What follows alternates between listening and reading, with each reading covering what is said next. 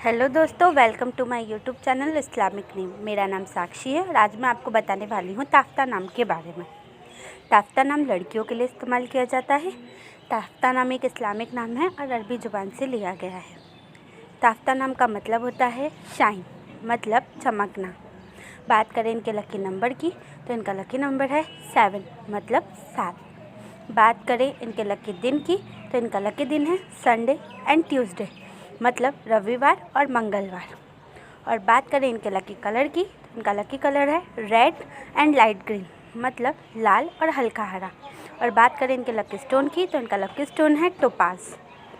Lucky metals की बात करें तो इनका लकी मेटल है कॉपर, मतलब पीतल। अगर आपका नाम ताफ्ता है तो कमेंट बॉक्स पर अपना नाम ज़रूर लिखें।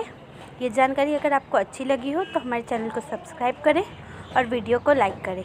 अगर आप अपने नाम के बारे में जानना चाहते हैं तो कमेंट बॉक्स पर अपना नाम ज़रूर लिखें। अपने दोस्तों के साथ इस वीडियो को शेयर करें।